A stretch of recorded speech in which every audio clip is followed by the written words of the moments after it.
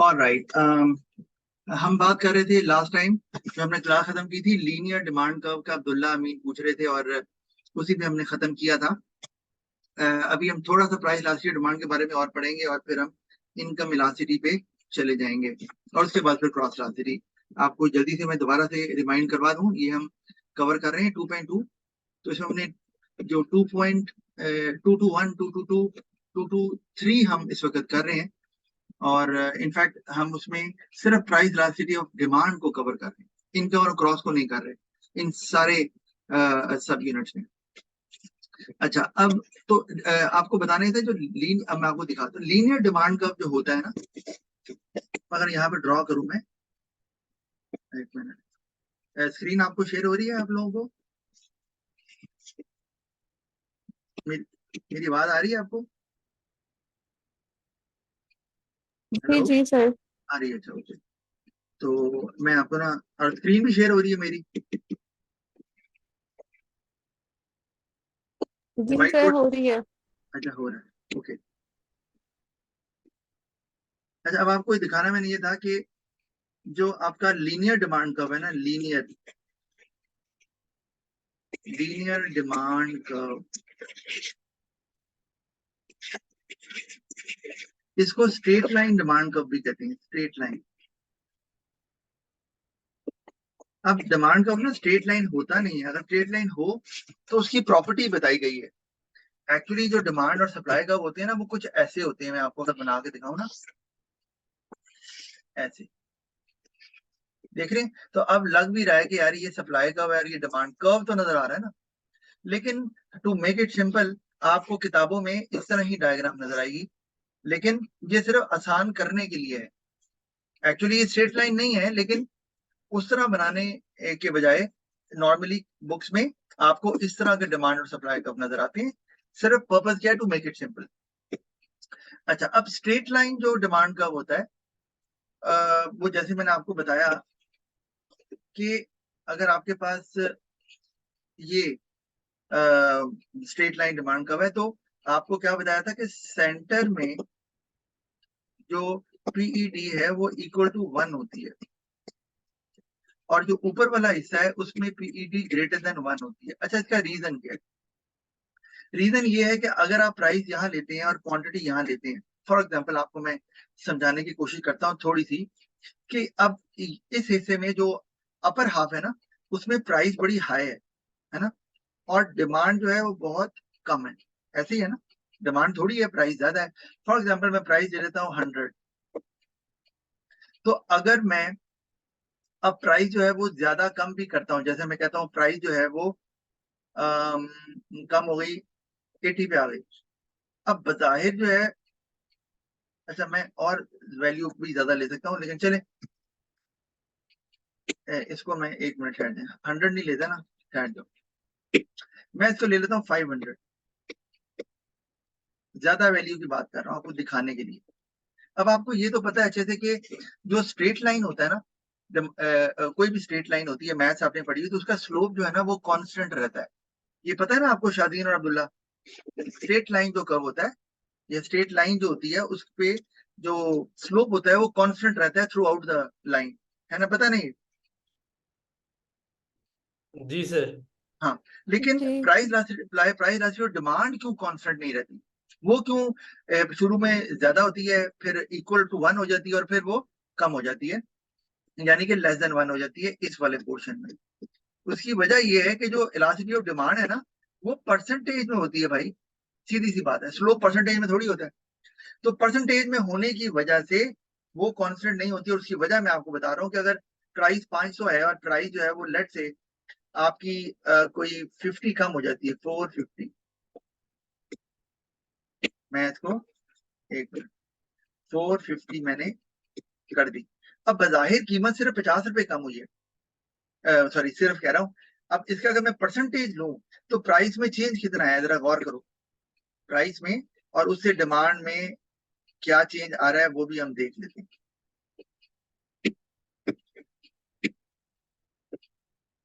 अरे यार, सीधी लाइन ही नहीं लग रही ये। अच्छा, अब अगर आप गौर करो तो 50 का चेंज आ रहा है और डिवाइडेड बाय 500 है इंटू 100। तो अगर देखा जाए तो प्राइस का चेंज तो 10% निकल रहा है। ये बात फॉलो कर रहे हो अब्दुल्ला आप? अब्दुल्ला अमीन? जी सर।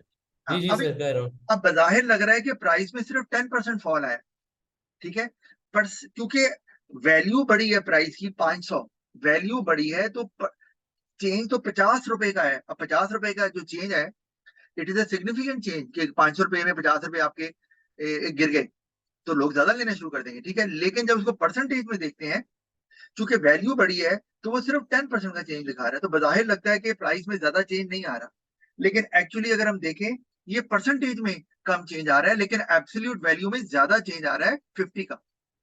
तो उसका इम्पैक्ट डिमांड पे ये पड़ेगा कि डिमांड में इम्पैक्ट ज्यादा नजर आएगा कि अगर आपकी प्राइस पहले 2 थी तो वो 4 हो गई।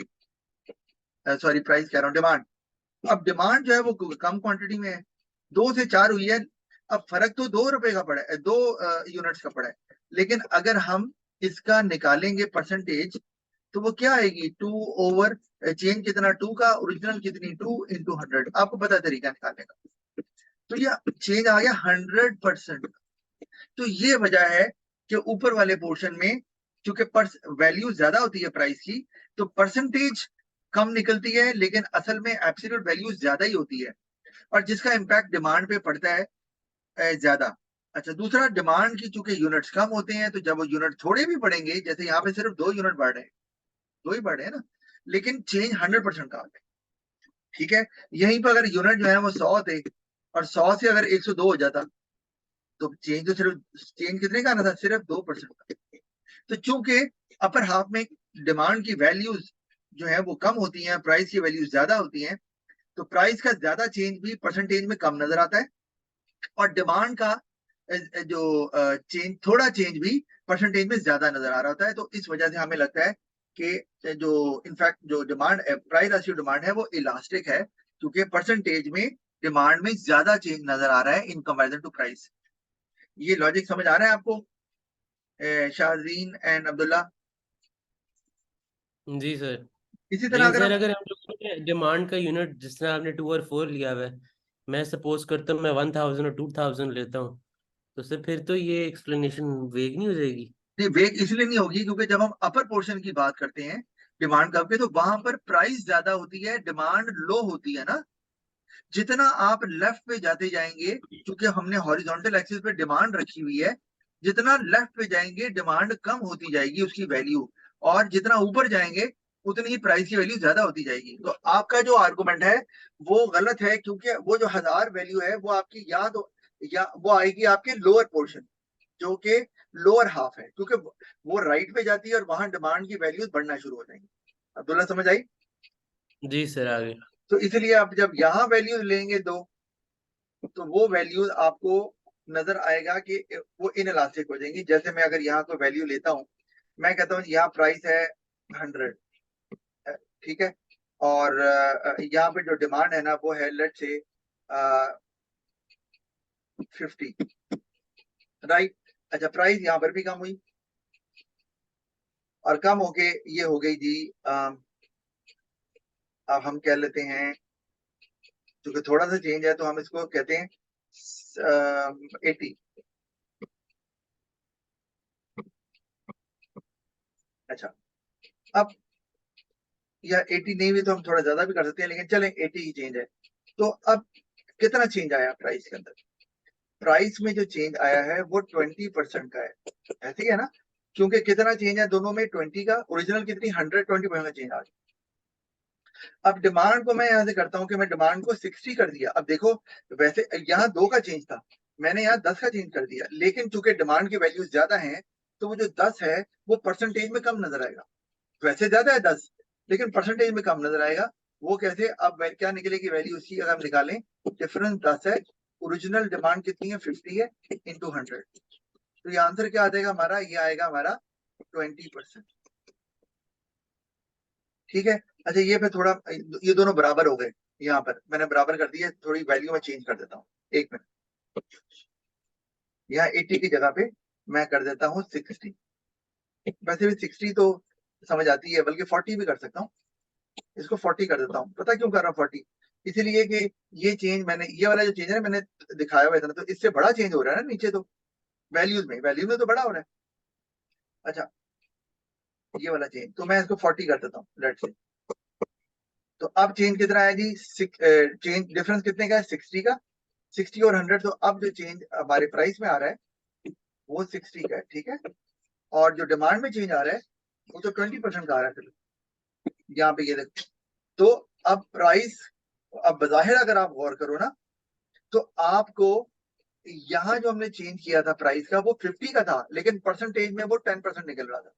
यहाँ जो हमने प्राइस में चेंज किया है वो 60 का है, ठीक है। और परसेंटेज में वो 60, लेकिन परसेंटेज में वो कितने का निकल रहा है? 60%। अच्छा, लेकिन प्रॉब्लम क्या हुई? प्रॉब्लम ये है कि यहाँ पर दो वैल्यू आपकी 100% को शो कर रही थी, यहाँ पे 10 वैल्यू आपकी सिर्फ 20% को शो कर रही है। क्यों? क्योंकि डिमांड की वैल्यूज बढ़ गई हैं और इधर डिमांड की वैल्यूज कम थी। तो ये एक वजह है कि अपर हाफ में, और चूंकि परसेंटेज में निकालनी होती है, वैल्यूज को तो हम कंसिडर करते नहीं है, तो इसीलिए अपर हाफ में इलास्टिक डिमांड ग्रेटर देन 1 होती है और लोअर हाफ में लेस देन 1 होती है। अच्छा, मैं ये भी कर सकता हूँ कि मैं 40 की जगह पे चले कम कर देता हूँ, 90 रख लेता हूँ खैर, ठीक है। खैर वहां 20 आया तो 90 तो नहीं कर सकता, 70 कर सकता हूँ करना चाहूँ तो।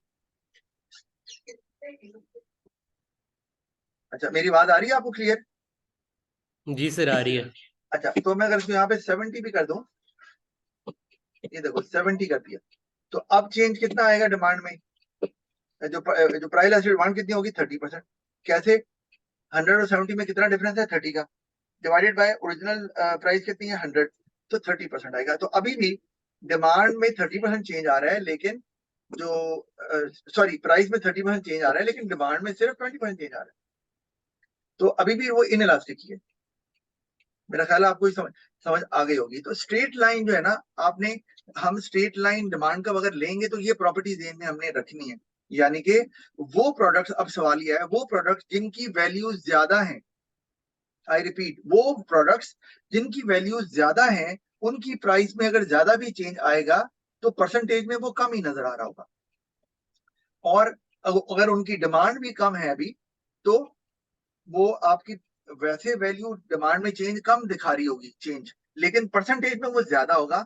तो ऐसे प्रोडक्ट जिनकी प्राइस तो ज्यादा है लेकिन डिमांड कम है, कि वैल्यूज कम है, तो वो इलास्टिक होगी। और ऐसी प्रोडक्ट जिनकी प्राइस जो है वो कम है लेकिन डिमांड ज्यादा है, उनकी जो प्राइस इलास्टिक डिमांड है वो इन इलास्टिक होगी। समझ आ रही है अब्दुल्ला अमीन आपको? सर ये चीज तो ऑलरेडी बड़ा अंडरस्टैंडेबल थी कि परसेंटेज का जो आपका चेंज होता है वो आपका कम डिनोट कर रहा होता है तो ये कंपैरेटिवली। तो आपने सवाल किया था ना, आपने कहा सर कौन सी प्रोडक्ट, वही बता रहा हूँ, ये कोई खास प्रोडक्ट नहीं है। आपको ये बताना चाह रहा हूँ कि जनरली स्ट्रेट लाइन हम लेते हैं, लेकिन उससे मुराद स्ट्रेट लाइन होता नहीं है, होता वो कर्व ही है, लेकिन हम सिंपल करने के लिए उसको स्ट्रेट लाइन ले लेते हैं, लेकिन उसे स्ट्रेट लाइन बोलते नहीं है। तो इसीलिए एक टॉपिक उन्होंने ऐड कर दिया कि स्ट्रेट लाइन अगर हो डिमांड कर्व, तो उसकी प्रॉपर्टी क्या होगी? वो थ्रू आउट उसमें इलास्टिसिटी सेम नहीं रहेगी। वैसे पेपर में इससे ओके सर, ज्यादा। तो आप कहना चाह रहे हैं कि जो हमारा जो हमारे नेसेसिटी एसेंशियल गुड आइटम्स होते हैं या जो हमारे लग्जरी गुड आइटम्स होते हैं, हाँ, ओवरऑल हम उनकी तो प्राइस, एक ही लाइन, एक ही ग्राफ के थ्रू इंडिकेट कर सकते हैं, लेकिन just to simplify the explanation या just to make it easier, उसने उनको डिफरेंट स्टीप और जो फ्लैटर स्लोप वो हाँ करके जी, समझाया है। बिल्कुल ऐसे ही है। और अगर आप गौर करो तो जो नेसेसिटीज होती हैं उनकी डिमांड इन इलास्टिक होती है, ये आपको पता है अच्छे से। और जी जी नेसेसिटीज की सर। प्राइस लो होती है, लो रखी भी जाती है, आपको अच्छे से पता ही है। इसी तरह से लग्जरी जो होती है उनकी डिमांड इलास्टिक होती है और उनकी प्राइस ज्यादा भी होती है। तो इसका मतलब है लग्जरी जो है एक स्ट्रेट लाइन डिमांड कर्व में अपर पोर्शन में फॉल करती हैं, और नेसेसिटीज जो है वो एक स्ट्रेट लाइन डिमांड कर्व में लोअर पोर्शन में फॉल करती हैं। Got it? ये तो बड़ी अच्छी एक बंदा याद कर सकता है इस तरीके की, क्योंकि वो अपर पोर्शन में फॉल कर रही है तो वो स्टीपर होंगी, वो लोअर पोर्शन में फॉल कर रही है तो वो फ्लैटर होंगी। बिल्कुल तो सही है, ऐसे ही है, ऐसे ही है। अच्छा, ये आपको बता दिया है, बुक में लिखा नहीं हुआ ये, तो इसलिए मैंने कहा कुछ चीजें जो नहीं लिखी होती है मैं आपको इसीलिए बता देता हूँ, और रिकॉर्डिंग भी मैं डाल देता हूँ कि आप बाद में देख सकते हैं। तो आप जो मैं यहाँ पे बोर्ड पे डेमोन्स्ट्रेट करता हूँ इसको कहीं नोट कर लिया करें या साथ बना लिया करें, क्योंकि मैं बुक तो वो फॉलो कर रहा हूँ सिर्फ सीक्वेंस वाइज, लेकिन उसमें अगर कुछ मिसिंग है तो वो आपको यहाँ से मेरे बोर्ड से कॉपी करके अपने साथ रखना है। whenever you read that book तो आपके सामने वो डायग्राम भी होनी चाहिए। एक बात और, इकोनॉमिक्स में डायग्राम बहुत मैटर करती हैं। कोई भी क्वेश्चन जिसमें डायग्राम बनती हो, जैसे मैंने पहले बताया था, वो कहें या ना कहें, आपको जरूर ड्रॉ करनी चाहिए। एग्जामिनर लाइक्स इट और आपको मार्क्स ज्यादा मिलते हैं। अच्छा, अब आगे चलते हैं हम जल्दी से। अब हम बात करने लगे हैं, कोई क्वेश्चन तो नहीं है शादीन आपका या अब्दुल्ला अमीन आपका? नहीं सर, क्लियर है मेरा। ऑलराइट, अब हम जल्दी से बात करने लगे हैं कि रिलेशनशिप, ये भी ना मौजूद नहीं है इसमें, relationship between price and total revenue. Total revenue कह लें आप, या इसको एक्सपेंडिचर भी आप कह सकते हैं। पता है मैं क्यों लिख रहा हूँ एक्सपेंडिचर? उसकी वजह क्या है? वजह यह है कि प्रोड्यूसर के लिए या पीपल हु सेल, उनके लिए तो रेवेन्यू होता है जब चीज बेचते हैं, लेकिन जो कंज्यूमर होता है या जो बाय करता है उसके लिए वो एक्सपेंडिचर बन जाता है। लेकिन relationship stage the same, price और रेवेन्यू का हो या प्राइस और एक्सपेंडिचर का हो, क्योंकि चीज तो वही बिक रही है ना जो खरीदी जा रही है, तो रिलेशनशिप वही रहेगा। अब मैं जल्दी से आपको यहाँ दिखाने लगा हूँ कि लेट्स से कि आपकी प्राइस आस्किंग और डिमांड जो है वो लेस देन 1 है, ठीक है? तो इसका अगर मैं टेबल जल्दी से आपको दिखाऊं, और यहाँ पे मैं टोटल रेवेन्यू, एक मिनट ये थोड़ा सा, यहाँ पे टोटल रेवेन्यू या टोटल एक्सपेंडिचर का कॉलम भी बना लें जल्दी से। तो ये देखें, प्राइस अगर फर्ज किया 50 थी और वो हो गई 100, डिमांड जो थी ना, सॉरी 50 थी तो 100 हो गई, डिमांड फॉर एग्जांपल थी 10, वो 9 हो गई। ऑफ कोर्स कम होनी है, लेकिन ये इन इलास्टिक, यानी कि अगर आप इसको फार्मूले से कैलकुलेट करेंगे ना तो आपका आंसर जो है वो लेस देन 1 आएगा। वैसे भी पता चल रहा है कि demand is not responding much to the change in price, पता चल रहा है ना? जी सर। तो अब अगर मैं इसको कैलकुलेट करूं, ऑफ कोर्स आपको पता है टोटल रेवेन्यू का फार्मूला क्या होता है, प्राइस इनटू क्वांटिटी सोल्ड। तो 10 जी इंटू सर। 50 ये हमारे पास 500 आ गया, और 100 इंटू 9 ये 900 आ गया। अब ये साबित क्या कर रहा है? ये साबित ये कर रहा है कि अगर डिमांड इन इलास्टिक है तो प्राइस बढ़ने से आपका जो रेवेन्यू है वो भी बढ़ेगा, और प्राइस कम होने से आपका जो रेवेन्यू है वो कम हो जाएगा। ये बात आपने याद रखनी है। हम यहाँ डिमांड की बात नहीं कर रहे, अब डिमांड का तो अंडरस्टूड है कम होनी है, लेकिन चूंकि डिमांड उतना रिस्पॉन्ड नहीं करती, इसीलिए प्राइस और रेवेन्यू में पॉजिटिव रिलेशन होता है। अब इसमें एक चीज जिसमें बच्चे अक्सर कंफ्यूज हो जाते हैं, क्योंकि एमसीक्यूज में आती है और बच्चे भूल जाते हैं इस बात को, क्या वो ये कि अब अगर मैं यहाँ एक आपको कर्व बना के दिखाऊं और मैं यहाँ पर टोटल रेवेन्यू लिख दूं और यहाँ मैं प्राइस रख दूं, और मैं एक आपको कर्व बना के दिखाऊं पॉजिटिवली स्लोप्ड, ठीक है?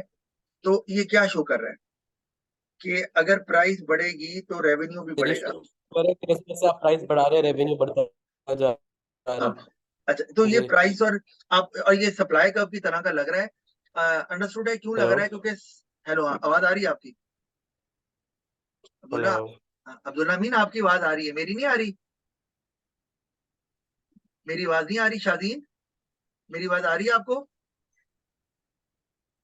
हेलो। सर बीच बीच में ना चली जाती है। हाँ, मुझे अभी मैसेज आया, योर सर कनेक्शन इज आपकी जी आवाज सर, बीच आ बीच रही है में सर, अब आ नहीं रही है।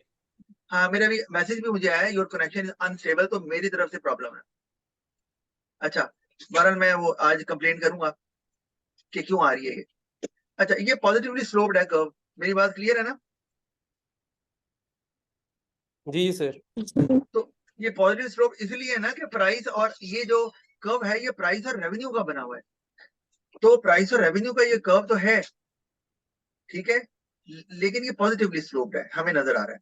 अच्छा, पॉजिटिवली स्लोप्ड है, यानी कि दोनों में पॉजिटिव रिलेशन है, इसलिए जो कर्व है वो भी पॉजिटिवली स्लोप्ड है, इसलिए सप्लाई कर्व भी पॉजिटिवली स्लोप्ड होता है। अच्छा, इसी तरह मैं अगर आपको प्राइस अचीव्ड, ये तो मैंने बनाया है टोटल रेवेन्यू और प्राइस का, लेकिन अगर मैं वैसे प्राइस और क्वांटिटी डिमांडेड का इलास्टिक डिमांड का इन इलास्टिक डिमांड का कर्व बनाऊंगा तो वो कुछ ऐसे बनेगा। अक्सर बच्चे कंफ्यूज होते हैं, सर ये क्या बना हुआ है? भाई, this is not a demand curve. Demand curve ये है क्योंकि डिमांड कर्व के लिए प्राइस और क्वांटिटी दो वेरिएबल लेने होते हैं। इधर जो दो वेरिएबल लिए गए हैं वो प्राइस और रेवेन्यू लिए गए हैं, लेकिन आपने प्राइस और रेवेन्यू के रिलेशनशिप से दो जो कर्व बनाया जा रहा है उससे आपने प्रॉपर्टी को आइडेंटिफाई करना है कि ऐसा रिलेशन प्राइस और रेवेन्यू में इन इलास्टिक डिमांड में होता है। तो पेपर में एमसीक्यूज में ऐसे क्वेश्चन आ जाते हैं, वो आपको ये वाली डायग्राम नहीं बना के देते, वो आपको ये दे देते हैं और कहते हैं पहचाने ये कौन सा इलास्टिसिटी है। तो आपको फिर ये प्राइस और रेवेन्यू की प्रॉपर्टी याद रखनी पड़ेगी। ठीक है जी। इसी तरह से मैं अगर आपको कहूँ प्राइस राशि और डिमांड जो है वो ग्रेटर देन 1 है, और उसके अंदर भी हम जल्दी से ये टेबल एक बना लेते हैं, और मैं वही वैल्यूज ले लेता हूँ। ऑफ कोर्स ये 50 और 100 था ना, यहाँ मैं अब लेता हूँ ये 50 और इसको मैंने 60 कर दिया, और यहाँ पर लेट्स से 10 था तो मैंने इसको 5 कर दिया। अब आप गौर करो, ये तो 500 आ गया रेवेन्यू, या इसको हम टोटल एक्सपेंडिचर भी बोल सकते हैं, और ये आ गया 300। तो अब हमारे साथ क्या हो रहा है, अब ये हो रहा है कि प्राइस बढ़ने से टोटल रेवेन्यू कम हो रहा है, और प्राइस अगर कम हो जाएगी तो टोटल रेवेन्यू ज्यादा हो जाएगा। यानी कि इन दोनों, अगर प्राइस इज ग्रेटर देन 1 हो तो प्राइस और रेवेन्यू में नेगेटिव रिलेशन होता है। इसका मतलब है कि अगर कुछ ऐसी आपको डायग्राम नजर आए पेपर में, तो अब कुछ ऐसा कर्व आएगा, आप कहेंगे डिमांड कर्व। डिमांड कर्व नहीं है ये डिमांड कर्व नहीं है। क्यों नहीं है, तो बताएगा सर क्योंकि डिमांड कर्व। इसमें टोटल टोटल रेवेन्यू और प्राइस का रिलेशनशिप शो हो रहा है, डिमांड और प्राइस और क्वांटिटी डिमांडेड का रिलेशनशिप शो नहीं हो रहा। जी बिल्कुल सही, ये आपको लग डिमांड कर्व की तरह रहा है, क्योंकि ये एक नेगेटिवली स्लोप कर्व है, तो डिमांड कर्व भी नेगेटिवली स्लोप्ड होता है। तो यहाँ चूंकि प्राइस और रेवेन्यू में नेगेटिव रिलेशन है, इसलिए नेगेटिवली स्लोप्ड है। उधर प्राइस और डिमांड में नेगेटिव रिलेशन होता है। तो कर्व की जो शेप है, वो जिन दो वेरिएबल से वो कर्व बनता है, उनके दरमियान रिलेशनशिप से हम डराइव करते हैं कि कर्व की शेप क्या होगी, स्लोप क्या होगा, डाउनवर्ड स्लोपिंग होगा या अपवर्ड स्लोपिंग होगा। अच्छा, और अगर हम, ये तो हमें समझ आ रही है कि अगर आपकी प्राइस जो है वो यहाँ है, और अगर आप प्राइस को बढ़ाएंगे, या प्राइस बढ़ रही है, ठीक है, प्राइस बढ़ रही है तो रेवेन्यू कम होता जा रहा है। ये प्राइस इधर को बढ़ रही है, तो आपने रिलेशनशिप याद रखना, तो रेवेन्यू कम होता जा रहा है। इसका मतलब है ये ग्रेटर देन 1 है। लेकिन अगर आपने प्राइस और डिमांड की का इलास्टिक डिमांड कर्व देखना है, तो वो कुछ ऐसा ही होगा, फ्लैट, वो ऐसा ही बनेगा। ये है डिमांड कर्व। अच्छा, इसी तरह से और आगे चलते हैं।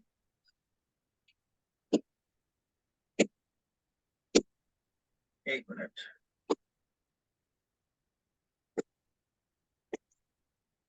अच्छा, आगे चलते हैं, और कि अब हमारे पास आ गया, कलर हम ऐसा करते हैं, चेंज कर लेते हैं कोई। जी, अब प्राइस राशि और डिमांड इक्वल टू 0, ठीक है। तो अब अगर ये हो जाए, जिसको जीरो इलास्टिक बोलते हैं, तो अब क्या होगा, प्राइस क्वांटिटी डिमांडेड, और रेवेन्यू है प्रोड्यूसर के लिए, एक्सपेंडिचर है कंज्यूमर के लिए। रिलेशनशिप वही है। तो आपने प्राइस जो है वो लेट से 100 थी, आपने 200 कर दी। डिमांड आपकी 1000 थी, और डिमांड भी 1000 ही रहेगी, क्योंकि वो in elastic, perfectly in elastic है। तो आपका रेवेन्यू को क्या हो रहा है, रेवेन्यू बढ़ गया, वैल्यू जरा बड़ी हो गई है, लेकिन चलो कोई बात नहीं। क्या ये सर आपने बोला, मुझे कॉल आ गई थी, मैंने सुना नहीं आपका सवाल। ये आपको बता दिखा रहा हूं ना, पीईडी अगर इक्वल टू 0 है तो कुछ इस तरह का टेबल बनेगा। अच्छा, मैं वैल्यू जरा छोटी कर लेता हूँ, जरा मुश्किल हो जाएगा ना इस तरह से। छोटी वैल्यू दे देते ये। तो अब ये कितना आ जाएगा, 1000 आ जाएगा, और ये आ जाएगा 2000। इसका मतलब अभी भी जो आपका कर्व बनेगा एक्सपेंडिचर का, तो ये परफेक्टली इनइलास्टिक है ना? जी परफेक्टली वेरी। इनइलास्टिक है। तो इसमें जो कर्व आपका बनेगा, वो भी किस तरह का बनेगा, वही प्राइस बढ़ने से टोटल रेवेन्यू बढ़ता है, और प्राइस अगर कम हो जाएगी तो टोटल रेवेन्यू भी कम हो जाएगा। ये ऐसा क्यों है, क्योंकि ये एक्सट्रीम केस है किसकी, इनइलास्टिक डिमांड की। तो इनइलास्टिक डिमांड में भी यही होता है, प्राइस और रेवेन्यू में पॉजिटिव रिलेशन होता है, तो कुछ ऐसा ही बनेगा। अच्छा, मैं थोड़ा सा चेंज कर रहा हूँ खुद से, क्योंकि पेपर में ए लेवल है ना, कुछ भी पूछ सकते हैं क्या।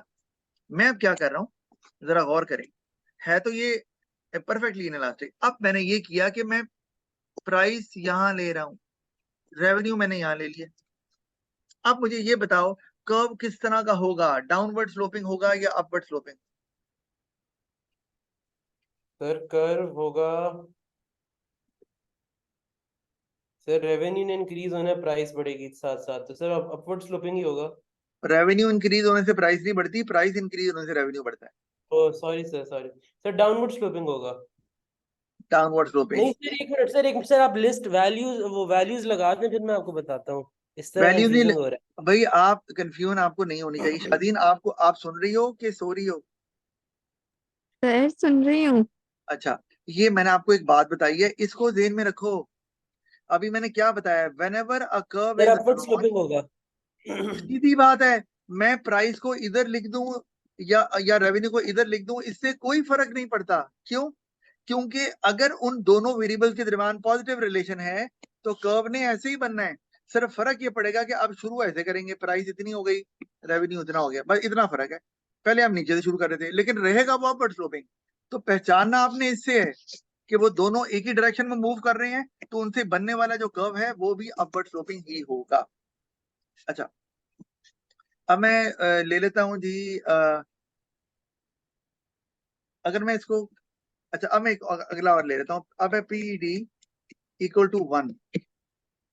तो मुझे ये बताओ, मैं यहाँ पे कर्व बना रहा हूँ, ये मैंने प्राइस ले लिया है, यहाँ पे मैंने रेवेन्यू ले लिया है, ठीक है।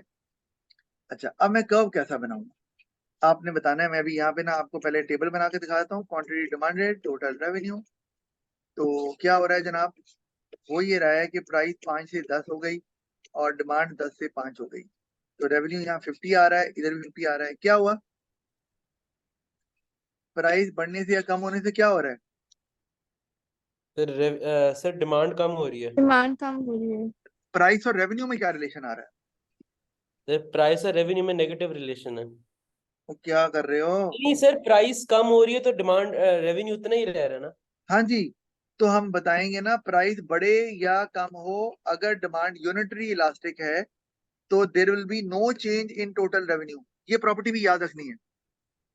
प्राइस बढ़े या कम हो, टोटल रेवेन्यू में या टोटल एक्सपेंडिचर में कोई फर्क नहीं पड़ने वाला। उसकी वजह यह है, प्राइस जितना बढ़ती है उतनी ही डिमांड कम हो जाती है, तो ओवरऑल नेट इफेक्ट कोई नहीं आता। अच्छा, अब इसकी डायग्राम कैसे बनेगी? इसकी डायग्राम कुछ ऐसे बनेगी, जरा गौर करो। ये बनेगी जी, मैं टोटल रेवेन्यू चूंकि चेंज नहीं होना, ये ऐसे। क्यों? क्योंकि मुझे दिखाना है कि प्राइस जो है वो जितनी मर्जी बढ़ जाए या कम हो जाए, लेकिन रेवेन्यू में कोई फर्क नहीं पड़ रहा।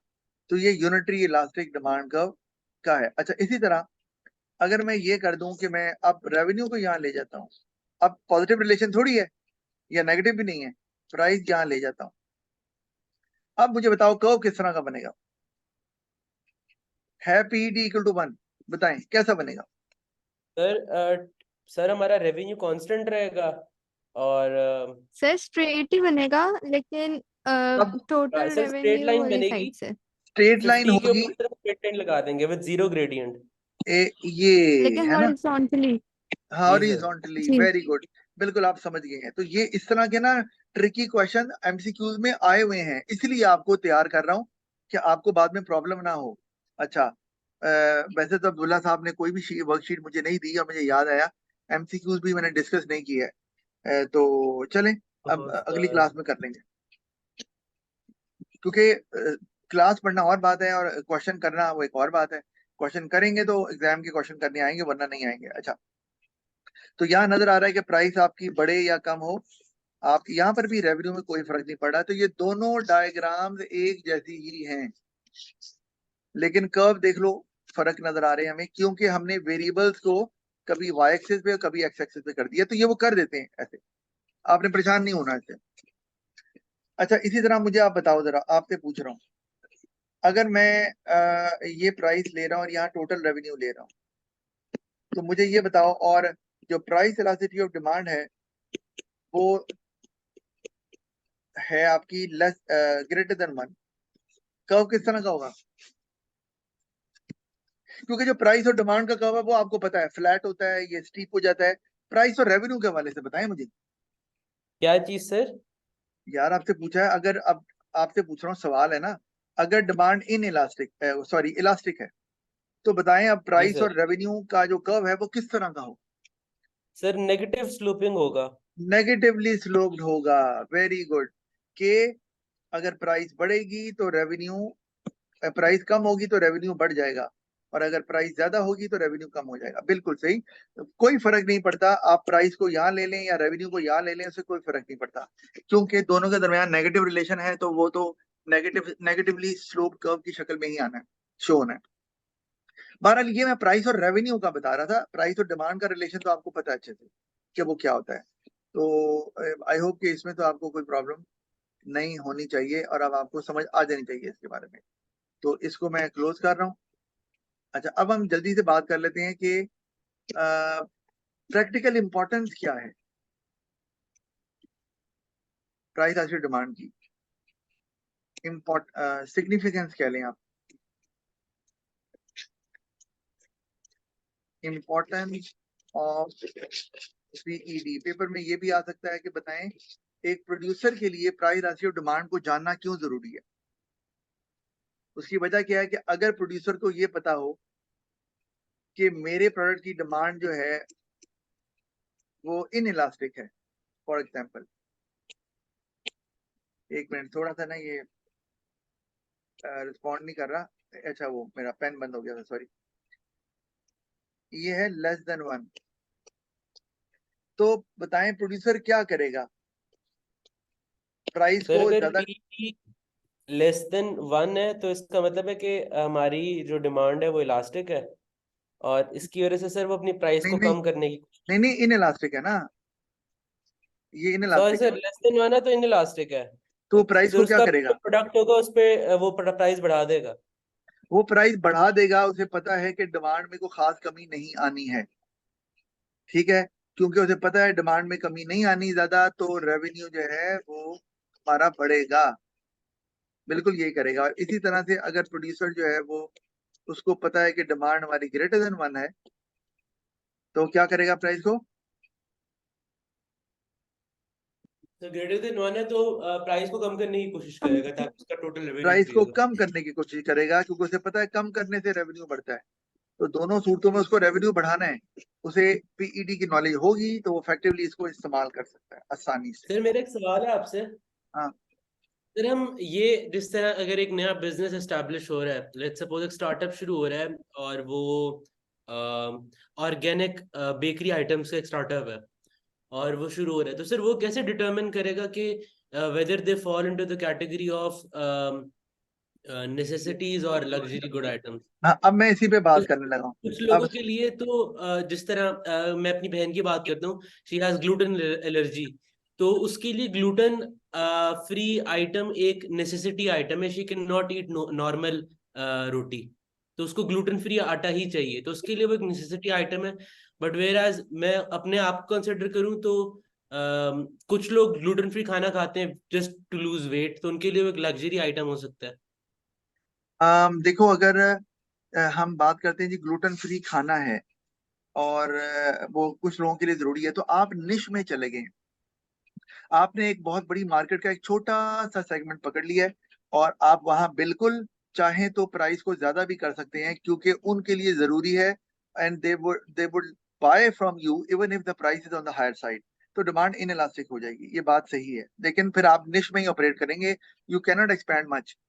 और अगर आपने जनरल बेकरी आइटम बेचनी है या ऑर्गेनिक बेकरी आइटम है लेकिन वो ग्लूटेन फ्री नहीं है, शुगर का कंटेंट भी ज्यादा है, तो फिर वो सबके लिए है, और फिर वो आपके लिए एक रूटीन की आइटम बन जाएगी। उसमें फिर कंपटीशन भी है दूसरी बेकरीज के साथ, तो फिर डिमांड आपकी इलास्टिक होगी। आप प्राइस बहुत ज्यादा नहीं कर सकते अनलेस एंड अनटिल आपकी क्वालिटी जो है ना वो उनसे बेहतर हो, आपका जो प्रोडक्ट है उसका टेस्ट यूनिक हो, उसका डिजाइन यूनिक हो, वगैरह वगैरह, या आपका ब्रांड इमेज जो है ना वो एस्टेब्लिश ऐसे हुआ हो। अगर आप नई बेकरी खोल रहे हैं, तो नई बेकरी में आप बेच क्या रहे हैं देखना ये है। If you are selling the same kind of items which are being sold in other bakeries, तो फिर आपके, इसका मतलब क्या हुआ कि आपके प्रोडक्ट के का कंपटीशन बहुत है, because there is nothing new in your product. तो अगर कंपटीशन हाई है इस केस में, तो आपके प्रोडक्ट की जो डिमांड है वो ऑटोमेटिकली ग्रेटर देन 1 हो जाएगी, यानी कि इलास्टिक। एक ये भी तरीका है पहचानने का, बगैर कैलकुलेट किए हुए। अच्छा, बगैर डायग्राम देखे हुए। अभी तक हमने ये देखा है डायग्राम देखकर आप बता सकते हैं कि ये इलास्टिक है कि इनइलास्टिक है। आप कैलकुलेट करके निकाल सकते हैं 1 से ग्रेटर है कि 1 से स्मॉलर है, और बता सकते हैं कि इलास्टिक है कि इनइलास्टिक है। और एक जो चीज आ गई है वो है, उसको बोलते हैं, जो आपने सवाल किया तो मैं उसी का जवाब दे रहा हूँ, और उसमें टॉपिक भी हमारा ही कवर हो जाएगा, डिटर्मिनेंट्स। Determinants of PED.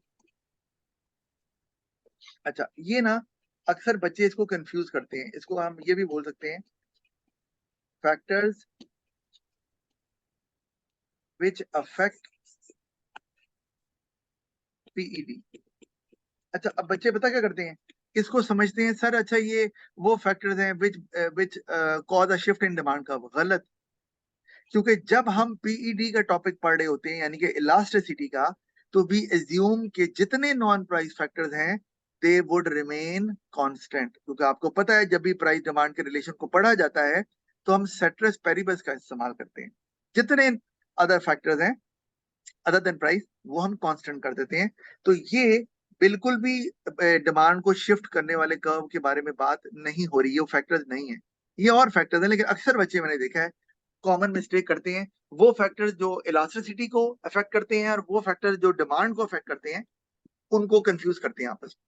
भाई वो तो और फैक्टर्स हैं, income, fashion, population, income tax, weather वगैरह है, वो और चीज है, ये वो नहीं है। ये है जैसे मैंने पहले लिखा है कंपटीशन। अच्छा, अब आप ये देखो, मैं अगर बात करता हूं आईफोन, आईफोन जो है उसका एक ब्रांड इमेज है, और आईफोन का जो कंपटीशन है वो वर्ल्ड ओवर क्या है, ज्यादा है कि कम है? तो ज्यादा ही है। ज्यादा सैमसंग नहीं है है। भाई, भाई कम है। अगर आप डेवलप कंट्रीज में जाएं तो iPhone is use as a very common cell phone. वहां इतने शौक से लेते हैं लोग। हमारे यहाँ तो अब जारी पता है, तो परचेजिंग पावर भी नहीं रही, फिर उन्होंने कीमत भी बढ़ा दी है बिकॉज ऑफ देयर इमेज। तो आईफोन की डिमांड इन इलास्टिक है। मतलब अगर आप ये कहो सेल फोन, अगर आप ये कहो कि एप्पल जो है वो सेल फोन सेल करता है, तो हम कहेंगे इसकी डिमांड इलास्टिक है इस केस में, कि भाई दूसरे भी सेल फोन सेल करते हैं तो ये भी सेल करता है, तो दोनों की प्रोडक्ट सेम है, तो कंपटीशन तो फिर हो गया, तो इलास्टिक है। लेकिन अगर हम इसको एज अ ब्रांड देखें, आईफोन, मैं अब सेल फोन, मैं सेल फोन नहीं कह रहा, मोबाइल नहीं कह रहा, मैं कह रहा हूँ आईफोन। अब आईफोन आ गया तो ये ब्रांड है, एप्पल आईफोन। अब एप्पल आईफोन कोई नहीं बनाता, और एप्पल आईफोन जब नाम ज़हन में आता है तो we always get the features which are part of that cell phone, या the image we'll get after having that cell phone, जो हमें सैमसंग या किसी और ब्रांड से नहीं मिलेगा। तो उस केस में कंपटीशन कम हो गया, यानी कि एप्पल वालों ने अपने ब्रांड को स्टैब्लिश करके एक इमेज डेवलप करके जो कंपटीशन था उसको लो कर दिया। अब लोग आईफोन को एक सेल फोन के तौर पर नहीं देखते, एक मोबाइल के तौर पर नहीं देखते, वो उसको क्या कहते हैं, आईफोन। तो अगर जब लोग आपके प्रोडक्ट को ये कहना बंद कर दें सेल फोन, इसका मतलब है आप क्या ब्रांड स्टैब्लिश हो चुका है, और अब आप ब्रांड को यूज करते हुए अपनी प्राइस ज्यादा भी कर सकते हैं, जो कि आईफोन ने किया। उन्होंने इतनी प्राइस ऊपर ले गए, लेकिन लेने वाले भाई अभी भी ले रहे हैं। ये देखे ना, आपके पास भी फोन, आपके पास आईफोन है,